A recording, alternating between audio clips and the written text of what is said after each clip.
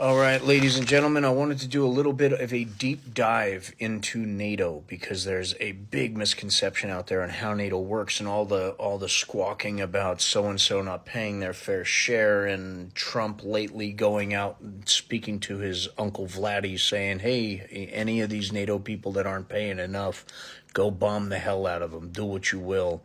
This stirred up a lot of crap in the NATO community and our alliances around the world for a damn good reason. This is our ex-president saying this stuff. So I wanted to break down some of the facts of NATO that people may not understand.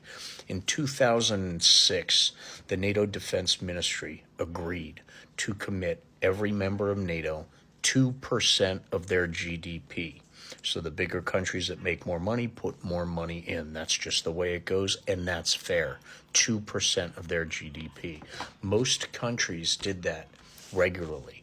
When we hit an area like the financial crash in 2007, 2008, it's difficult. So some of them fell behind.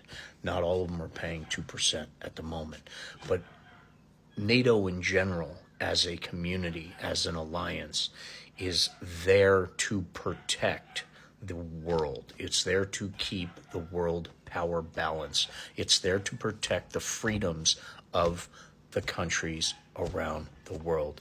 Not only NATO, but also it keeps it quiet around them. So when it comes to Russia invading Ukraine and Ukraine not being a NATO country, that is very important to the balance of this world. That one invasion is very important to NATO countries, because if Russia takes Ukraine, the next step will be Poland, which means all of the NATO countries now will have boots on the ground and people fighting, which means people will be dying, which means United States soldiers are now involved again in a foreign war that will be a long time war, because we're talking about Russia.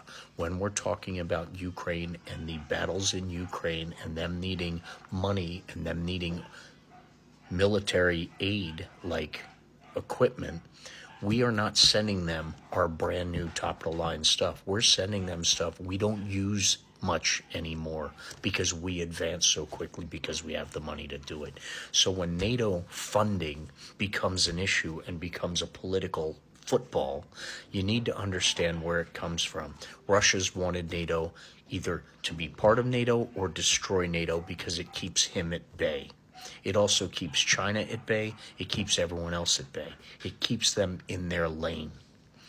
So putting doubt in NATO countries of America standing up and doing the right thing is a huge problem. So when you have 2% coming out of the GDP of every single member of the NATO alliance, that is what makes it up.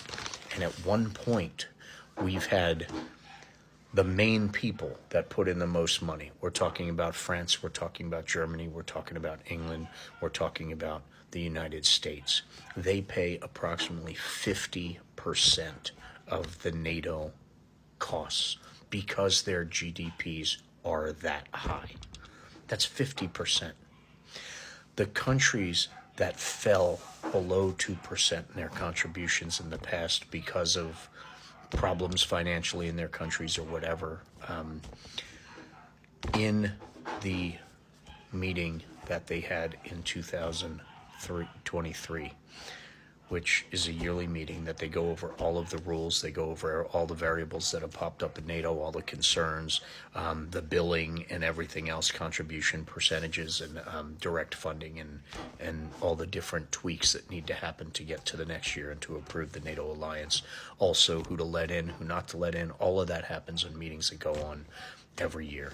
In 2023 at the Vilnius summit, all right, the NATO leaders made a new defense pledge that every country that isn't meeting the 2% are going to not only meet the 2%, but exceed the 2%, because the exceeding of the 2% will make up for the shortfall that happened along the way, because that's what we're supposed to be doing.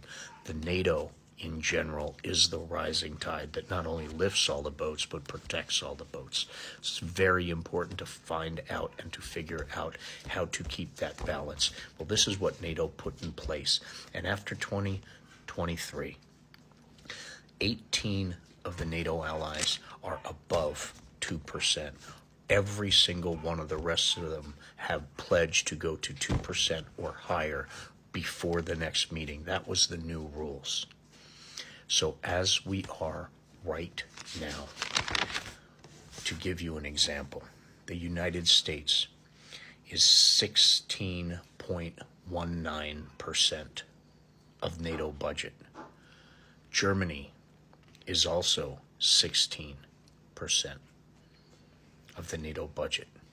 We have France as 10.39% of the NATO budget. Canada is 6.8%. The UK is 11.18%. Spain is 5.9%. Italy is 8.7%. Then you have countries like Hungary. That's not even 1% of the cost of NATO. They're at 0.75%. That's their 2% of GDP. That's not them not owing more. That's all that country brings in. That's what 2% equals. And not only does all of these countries, Albania, Belgium, Bulgaria, Croatia, they all pay 2%. There's also a stipulation in NATO that each country that's part of the alliance has to spend 20% on their own defense fund, their own defenses, their own military, their own equipment, to keep it up to date. So when we do, God forbid, have to go shoulder to shoulder in battle defending a NATO alliance country, we are fighting with soldiers with good munitions, with good guns, with good tanks, with good stuff like that. It forces them to keep up to at least some sort of date with their stuff. It forces them to do that because a lot of these countries haven't had a war. Oh, thank God. But they still have to keep up militarily to that level. It's very important that we understand what's actually going on in this big picture. Okay, 2% of the GDP is not a lot.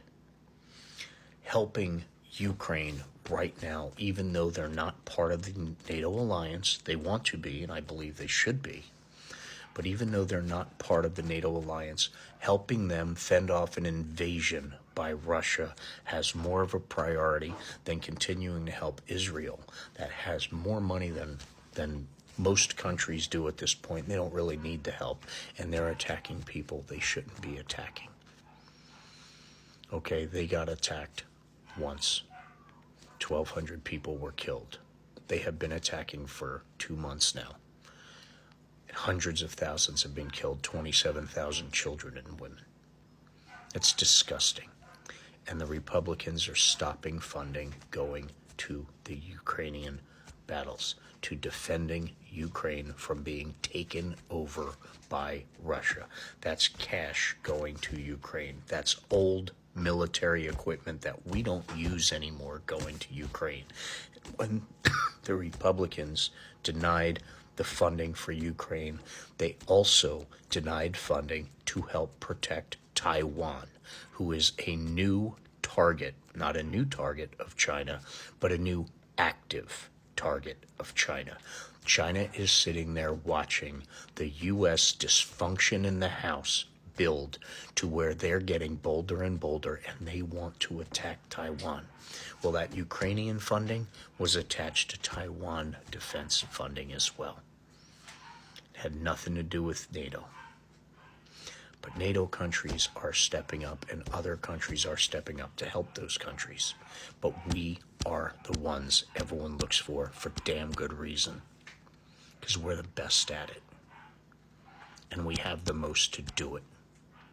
So the fact that it has been politicized, and we have House Speaker forcing money going to Israel, then collecting $95,000 from Israel, and then when he denies Ukrainian funding, he gets a check from Russian companies for another $35,000, $55,000. We need to look at the big picture here. It's about keeping the balance in the world. It's not about United States politics. But United States politics is affecting not only the rest of the world, but our standing in the rest of the world. So be diligent, be educated, and be kind, because it does fall back on us.